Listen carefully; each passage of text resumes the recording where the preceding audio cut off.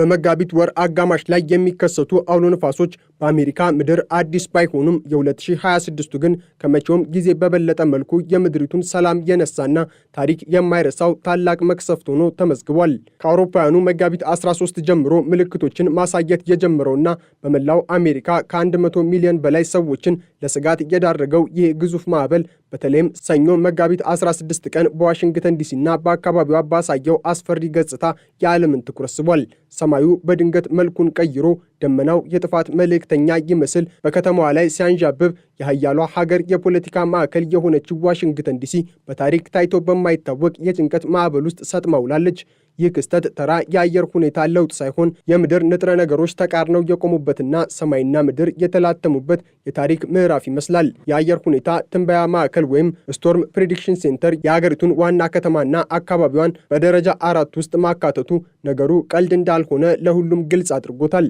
ይህ ደረጃ በአካባቢው እጅግ ብርቅና አስፈሪ ሲሆን ከባድ የአውሎ ነፋስ ውርጅብኝ፣ እንደ በረዶ የሚዘንብ ታላቅ ኃይለኛ ዝናብና ምናልባትም ከተማዋን ዳግም ወደማታውቀው ስፍራ የሚቀይራት ቶርኔዶ ሊከሰት እንደሚችል ቀድሞ ተነግሮ ነበር። ይሁን እንጂ የሕዝቡን ስጋት እጥፍ ድርብ ያደረገው በማህበራዊ ሚዲያ ላይ የተሰራጨው ነጩ ቤተ መንግስት በቶርኔዶ አደጋ ውስጥ ነው የሚለው ወሬ ነበር።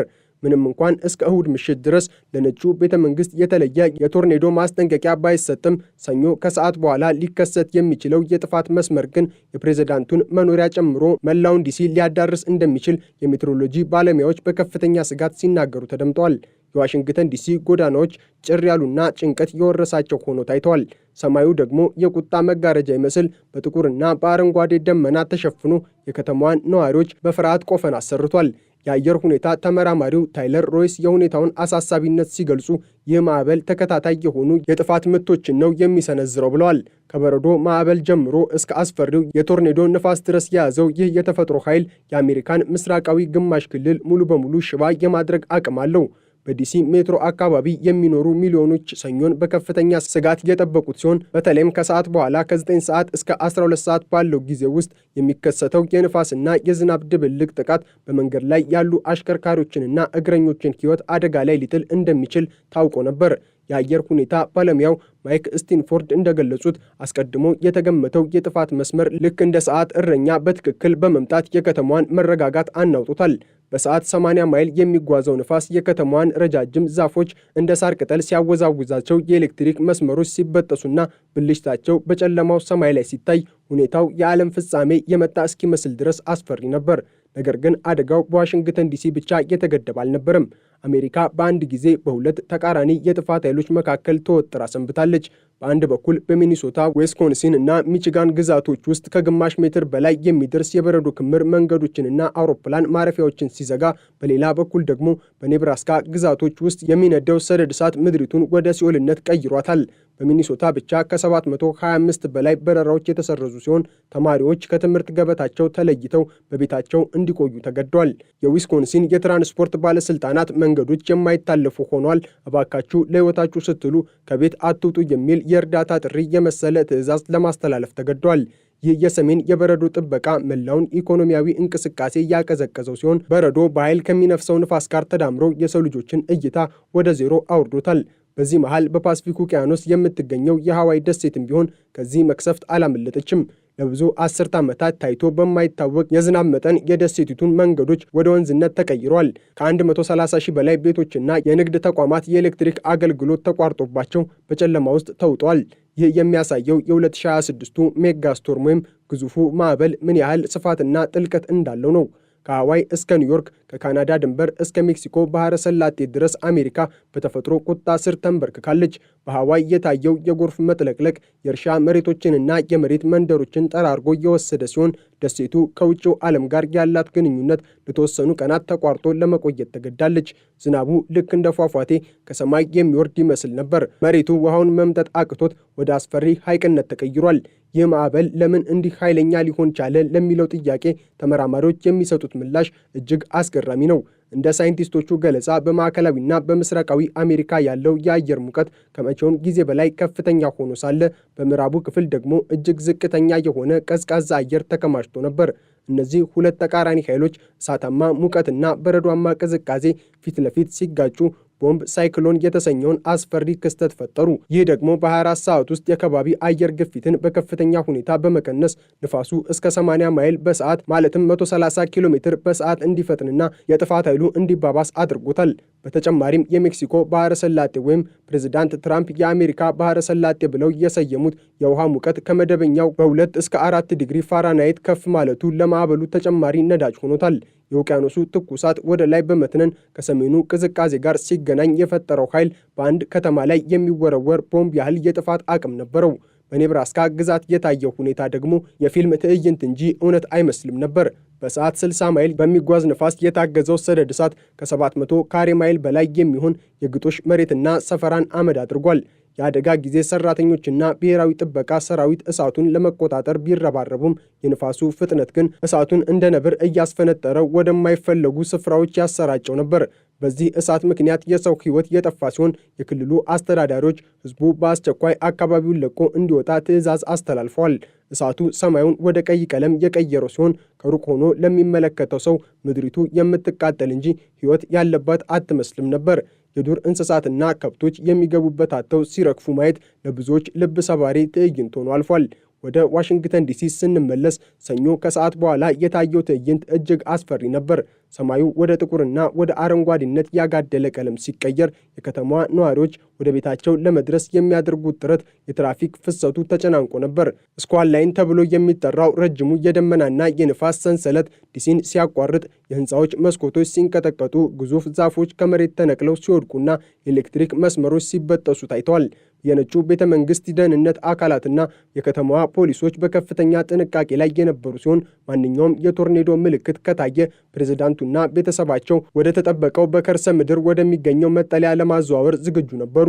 የፖለቲካው ዓለም ጸጥታ በሰፈነበት በዚህ ሰዓት የተፈጥሮ ድምፅ ብቻ ከተማዋን ተቆጣጥሮት ነበር። የደመናው ጩኸትና የንፋሱ ሽውሽውታ ሰዎችን ከቤታቸው እንዳይወጡ የሚያስጠነቅቅ የሞት ድምፅ ይመስል ነበር። በመቶ ሚሊዮኖች የሚቆጠሩ አሜሪካውያን በዚህ ሰዓት አይናቸውን ወደ ሰማይ ሰቅለው ምህረትን ሲለምኑ ነበር። በደቡባዊ ግዛቶች ኢንዲያናና ኢሊኖይ ያሉ አካባቢዎች በቶርኔዶ ጥቃት ተመትተዋል። ቤቶች ፈርሰዋል። መኪኖች እንደ አሻንጉሊት በአየር ላይ ተወርውረዋል። 2 ሰዎች ሕይወታቸው ማለፉ የተረጋገጠ ሲሆን በሺዎች የሚቆጠሩ ደግሞ የመጠለያና የኤሌክትሪክ አገልግሎት አጥተው በጭንቀት ውስጥ ይገኛሉ። ይህ ማዕበል የሀያሏን ሀገር መሰረተ ልማት ምን ያህል በቀላሉ ሊያፈራርሰው እንደሚችል ያሳየ ሲሆን የሰው ልጅ ለዘመናት የገነባቸው ስልጣኔዎች በተፈጥሮ ቁጣ ፊት ምን ያህል ደካማ እንደሆኑ ዳግም አስመስክሯል። የቶርኔዶ አቅጣጫ የማይታወቅና በድንገት የመጣ በመሆኑ ሰዎች የት እንደሚደበቁና የት እንደሚሸሹ ግራ ገብቷቸው ነበር።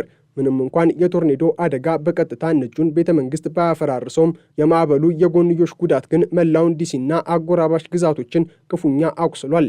ከባድ በረዶ የቀላቀለ ዝናብ፣ የጎርፍ መጥለቅለቅና ኤሌክትሪክ መቆራረጥ በሚሊዮኖች የሚቆጠሩ ሰዎችን ሕይወት አቃውሷል።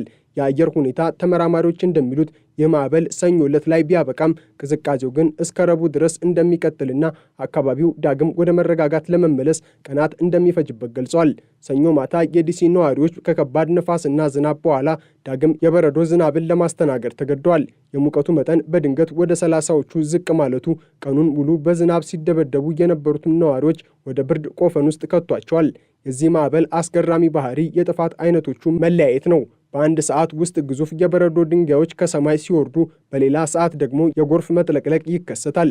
በኔብራስካ የሚነደው እሳትና በሰሜኑ የሚወርደው በረዶ በአንድ ሀገር ውስጥ በአንድ ጊዜ መከሰታቸው የአየር ንብረት መዛባቱ ወደ የትኛው አስፈሪ ደረጃ ላይ እንደደረሰ የሚያሳይ ሕያው ምስክር ነው። የሳይንስ ሊቃውንት ይህ የመጋቢት ሜጋስቶርም ብለው የጠሩት ያለ ምክንያት አይደለም። ማዕበሉ የያዘው የኃይል መጠንና የሚሸፍነው ስፋት በታሪክ ታይቶ የማይታወቅ በመሆኑ ነው። በሺዎች የሚቆጠሩ ሰራተኞች ሌት ተቀን መንገዶችን ለመክፈትና የኤሌክትሪክ አገልግሎቶችን ለመመለስ ቢጥሩም የተፈጥሮ ኃይል ግን ከነሱ አቅም በላይ ሆኖ ቆይቷል። የዋሽንግተን ዲሲ ነዋሪዎች ሰኞ ከሰዓት በኋላ ያዩት ትዕይንት ተራ የአየር ሁኔታ ክስተት ሳይሆን የሰማይ መጋረጃ ተቀዶ ምድርን ለመቅጣት የተዘጋጀ የሚመስል አስፈሪ ትዕይንት ነበር። ከቀኑ 8 ሰዓት ጀምሮ የሰማዩ ቀለም ከግራጫ ወደ ጥልቅ ጥቁር ከዚያም ወደማይታወቅ አረንጓዴ ቀለም ሲቀየር በከተማዋ ሰማይ ላይ የሚታዩት ደመናዎች ልክ እንደ ታላላቅ ተራሮች የሚንቀሳቀሱ ይመስሉ ነበር። ይህ ስኳል ላይን ተብሎ የሚጠራው የንፋስና የደመና ሰንሰለት በሜትሮሎጂ ባለሙያዎች ግምት በሰዓት 80 ማይል የሚጓዝ የጥፋት ግድግዳ ሆኖ ነበር የመጣው። በነጩ ቤተመንግስት አካባቢ ያለው ድባብ ደግሞ እጅግ የከረረ ነበር። ምንም እንኳን ይፋዊ የቶርኔዶ ማስጠንቀቂያ በዚያ ቅጽበት ባይኖርም የማህበራዊ ሚዲያ ወሬዎችና የደመናው አስፈሪ አቀማመጥ ግን የፕሬዝዳንቱን ጥበቃ ኃይሎች እጅግ እንዲረበሹ አድርጓቸዋል። በታሪክ ታይቶ በማይታወቅ ሁኔታ የዋሽንግተን ዲሲ መለያ የሆኑት ታላላቅ ሐውልቶችና የሊንከን መታሰቢያ ሳይቀር በጭጋግና በንፋስ ተውጠው ከእይታ ተሰውረው ነበር። ይህ ማዕበል በአንድ ወቅት ብቻ የመጣ ሳይሆን ተከታታይ የሆኑ የጥፋት ማዕበሎችን የያዘ ነበር። የአየር ሁኔታ ተመራማሪው ታይለር ሮይስ እንደገለጹት ማዕበሉ በአሜሪካ ምስራቃዊ ግማሽ ላይ የሰነዘረው ጥቃት በታሪክ ታይቶ የማይታወቅ ነው። በዲሲ ጎዳናዎች ላይ የሚገኙ ግዙፍ ዛፎች ልክ እንደ ክብሪት እንጨት ተሰባብረው ሲወድቁ፣ በመንገድ ላይ የነበሩ መኪናዎች በከባድ የጎርፍ ማዕበልና በንፋስ ኃይል ተገፍተው ሲጋጩ ማየት የተለመደ ትዕይንት ሆኖ ነበር። የከተማዋ የኤሌክትሪክ ትራንስፎርመሮች በንፋስ ኃይል እየፈነዱ የሚፈጥሩት ሰማያዊ ብርሃን በጨለማው ሰማይ ላይ ልክ እንደ መብረቅ ሲያብለጨልጭ ድባቡን ይበልጥ አስፈሪና የጦርነት ቀጠና ያስመስለው ነበር። ነጩ ቤተ መንግስት በዚህ መዓት መካከል ልክ እንደ አንድ ብቸኛ ደሴት ሆኖ ይታይ ነበር። የፕሬዝዳንቱ መኖሪያ ደጃፍ ላይ የሚገኙ ታሪካዊ ዛፎች ሳይቀሩ ለተፈጥሮ ቁጣ እጃቸውን እየሰጡ ይመስል ነበር። ወደ ሰሜኑ የአገሪቱ ክፍል ስንመለስ ደግሞ ሁኔታው ከዝናብና ከንፋስ ወደ አስፈሪ የበረዶ ሲኦልነት ተቀይሮ ነበር። በሚኒሶታ፣ ዊስኮንሲን እና ሚቺጋን ግዛቶች ውስጥ የሚወርደው በረዶ ተራ ዝናብ ሳይሆን ሕይወት ያለውን ነገር ሁሉ የሚያቆም መቅሰፍት ነበር። በሚኒያፖሊስ እና በሴንት ፖል ከተሞች ውስጥ የሚኖሩ ዜጎች ቤታቸው በበረዶ ተቀብሮ ከውጭ ዓለም ተቆርጠው ቀርተዋል። የበረዶ ክምችት እስከ 2 ጫማ ማለትም 24 ኢንች የደረሰ ሲሆን በሰዓት 60 ማይል የሚጓዝ ንፋስ ደግሞ ይህንኑ በረዶ እየጠረገ ዋይት አውት የተባለውን ክስተት ፈጥሯል። በዚህ ሁኔታ ውስጥ ያለ ሰው ከፊቱ ያለውን እጁን እንኳን ማየት አይችልም። ይህም በመንገዶች ላይ የሚደረገውን ማንኛውንም እንቅስቃሴ የማይቻል አድርጎታል። የአደጋ ጊዜ ሰራተኞችና የበረዶ ጠራጊ መኪኖች ሳይቀሩ በበረዶ ባህር ውስጥ ሰምጠው ለመቆም ተገደዋል። ከ700 በላይ በረራዎች የተሰረዙበት የሚኒያፖሊስ አውሮፕላን ማረፊያ ልክ እንደ ባዶ መጋዘን ጭር ብሎ ይታይ ነበር። በመካከለኛው አሜሪካ በተለይም በኔብራስካ ግዛቶች ውስጥ ደግሞ የተፈጥሮ ቁጣ ሌላ መልክ ይዞ ብቅ ብሏል። በሰሜን በረዶ እየወረደ ባለበት ሰዓት በኔብራስካ ግን ደረቅና ኃይለኛ ነፋስ የቀሰቀሰው ሰደድ እሳት ምድሪቱን እያነደደ ነበር። ከ900 ካሬ ማይል በላይ የሚሆን የግጦሽ መሬትና ሰፈራ በአጭር ጊዜ ውስጥ ወደ አመድነት ተቀይሯል። የኔብራስካ ብሔራዊ ጥበቃ ሰራዊት አባላት እሳቱን ለመዋጋት ቢሞክሩም ንፋሱ ግን እሳቱን እንደ ነዳጅ እየረጨው ወደ ተለያዩ አቅጣጫዎች ይበትነው ነበር። የክልሉ አስተዳዳሪ ጂም ፒለን ይህ ከቁጥጥር ውጪ የሆነ መለኮታዊ ቁጣ ነው እስኪሉ ድረስ ሁኔታው አስከፊ ነበር። በአንድ ሀገር ውስጥ በአንድ በኩል በረዶ ሲቀብር፣ በሌላ በኩል ደግሞ እሳት ሲነድ ማየት የ2026ቱ ሜጋ ስቶርም ምን ያህል የተወሳሰበና አስፈሪ እንደነበረ የሚያሳይ ትልቅ ማስረጃ ነው። ሳይንቲስቶች ለዚህ ሁሉ መዓት እንደ ምክንያት የጠቀሱት ቦምብ ሳይክሎን የተባለውን ክስተት ነው። ይህ ክስተት የሚፈጠረው እጅግ ቀዝቃዛ የሆነ የሰሜን ዋልታ አየርና እጅግ ሙቅ የሆነው የሜክሲኮ ባህረ ሰላጤ አየር ፊት ለፊት ሲጋጩ ነው። የባህረ ሰላጤው ውሃ ሙቀት ከመደበኛው በ4 ዲግሪ ፋራናይት ከፍ ማለቱ ለማዕበሉ እንደ ትልቅ የኃይል ማከማቻ ሆኖ አገልግሏል። የአየር ግፊቱ በ24 ሰዓት ውስጥ በከፍተኛ ሁኔታ ማሽቆልቆሉ ንፋሱን እንደ ፈንጂ የመበተን ኃይል ሰጥቶታል። ተመራማሪው ራያን ቶርን ይህንን ጎልዲሎክስ ሲቹዌሽን ብለውታል። ይህም ማለት ሁሉም የጥፋት ንጥረ ነገሮች ሙቀት፣ ቅዝቃዜ፣ እርጥበትና ንፋስ በትክክል ተገናኝተው ታላቅ ጥፋትን ለመፍጠር አመቺ ሁኔታ ተፈጠረ ማለት ነው። በደቡባዊ የአገሪቱ ክፍሎች ደግሞ ቶርኔዶዎች የጥፋት መልእክተኛ ሆነው መጥተዋል። በኢንዲያናና ኢሊኖይ ግዛቶች ውስጥ 4 ግዙፍ ቶርኔዶዎች መሬት በመንካት መንደሮችን አፈራርሰዋል። በሺዎች የሚቆጠሩ ሰዎች የኤሌክትሪክ አገልግሎት አጥተው በጨለማ ውስጥ እንዲቀመጡ ተገደዋል። የቶርኔዶ ድምፅ ልክ እንደ ጀት አውሮፕላን ጩኸት የሚሰማ ሲሆን የሰዎችን ቤቶችና ንብረቶች ልክ እንደ ወረቀት እየቀደደ በአየር ላይ ሲበታትናቸው ማየት እጅግ ዘግናኝ ነበር። በዚህ አደጋ የ2 ሰዎች ሕይወት ማለፉ የተረጋገጠ ሲሆን የቆሰሉትና ንብረታቸው የወደመባቸው ሰዎች ቁጥር ግን በውል አልታወቀም። የሕዝቡ ጩኸትና የሳይረን ድምፅ በየቦታው ይሰማ ነበር። እናቶች ልጆቻቸውን ይዘው ወደ ምድር ቤት መጠለያዎች ሲሮጡ፣ አባቶች ደግሞ ቤታቸው እንዳይፈርስ ደጃፋቸውን ሲዘጉ ይታዩ ነበር። በፓስፊክ ውቅያኖስ ላይ የምትገኘው የሃዋይ ደሴትም የዚሁ ታላቅ ማዕበል አካል ሆና ሰንብታለች። በሃዋይ የታየው የዝናብ መጠን በታሪክ ታይቶ የማይታወቅ ሲሆን መንገዶች ወደ ፏፏቴነት ተቀይረዋል። ከ130 ሺህ በላይ ቤቶች የኤሌክትሪክ ኃይል አጥተዋል። ዝናቡ ልክ እንደ ሰማይ መውረጃ የሌለው ይመስል ነበር። በደሴቲቱ የሚገኙ የእርሻ ቦታዎችና የቱሪስት መዳረሻዎች በጭቃና በጎርፍ ተሸፍነዋል። ይህ የሚያሳየው የማዕበሉን ስፋት ነው። ከአሜሪካ ምዕራባዊ ጫፍ እስከ ምስራቃዊ ጫፍ፣ ከደቡባዊ እስከ ሰሜን ድረስ የተፈጥሮ ቁጣ በአንድ ጊዜ ተቀስቅሶባታል። ወደ ዋሽንግተን ዲሲ ስንመለስ ሰኞ ምሽት ላይ ማዕበሉ ጥቂት ጋብ ቢልም ትቶት ያለፈው ጠባሳ ግን ለዓመታት የሚታወስ ነው። የከተማዋ መገልገያ መንገዶች በወደቁ ዛፎችና በጎርፍ ምክንያት ተዘግተው ነበር። በሺዎች የሚቆጠሩ መንገደኞች በአውሮፕላን ማረፊያዎችና በባቡር ጣቢያዎች ተጠቅጥቀው አድረዋል። ነጩ ቤተ መንግስት ከቀጥታ የቶርኔዶ ጥቃት ቢተርፍም የከተማዋ መንፈስ ግን ክፉኛ ተሰባብሮ ነበር።